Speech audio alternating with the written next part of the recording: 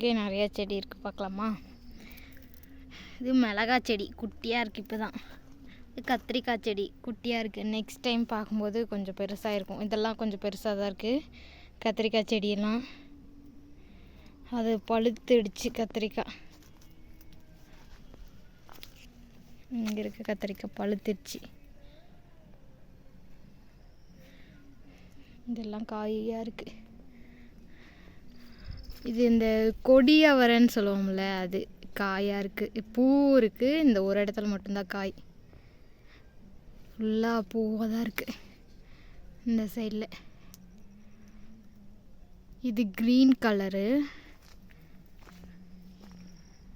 இங்கே எல்லாம் இருக்குது. இங்கே ஒரு பழுத்த கத்தரிக்காய் இருக்குது.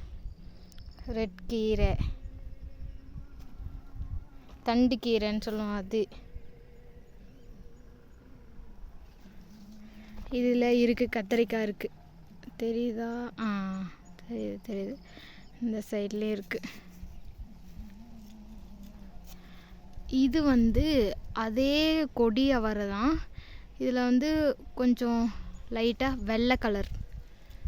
அது வந்து டார்க் க்ரீன், இது வந்து லைட் க்ரீன். தெரியுது. இங்கே கொய்யா மரம் ஒன்று பெருசாக இருக்கு. அதில் ஹைட் வளர்ந்துருச்சு. இதெல்லாமும் குட்டி குட்டியாக இருக்குது. பாவக்காய் செடி தான். 1 2 3 5 செடி இருக்குது. இது ஒரு விதமான கொத்தவரங்காய். கொத்தவரங்காய் இல்லை, அது என்னமோ ஒரு செடி. ஆனால் இதில் ரொம்ப காய் பெருசாக விடும். இப்போ தான் பூ வச்சிருக்கு. ரொம்ப பெருசாக, ரொம்ப பட்டை பட்டியாக வரும். இது தக்காளி செடி. தக்காளி பழம் இருக்குது.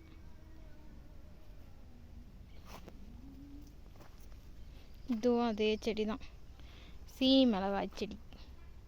குட்டி குட்டி மிளகாயாக இருக்கும்ல, அந்த மிளகாய் செடி. கத்திரிக்காய் அப்படியே போட்டுட்ருக்காங்க, எடுத்து நடுவில் போல் தனித்தனியாக. இதுவும் ஏதோ ஒரு செடி. எனக்கு இந்த செடி பேர் தெரியல. நான் இந்த செடி ஒன்று. இந்த பூச்செடி காஞ்சு போயிடுச்சு.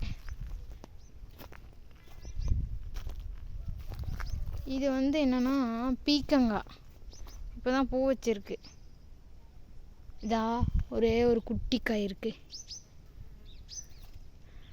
நிறையா பூ வச்சிருக்கு. அது ஒன்று அழுகி போயிடுச்சு போல். நிறையா பூ வச்சிருக்கு.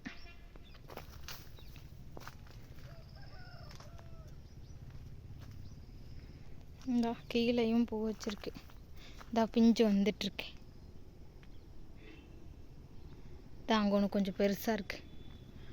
மேலேயும் பூ காய் அங்கே ஒன்று இருக்குது. தெரியுது. தான் இங்கே ஒன்று பெருசாக இருக்குது. இந்த இடத்துல லென்த்தாக இருக்குது. அவ்வளோதான் பாட்டி வீட்டில் இருக்க செடி.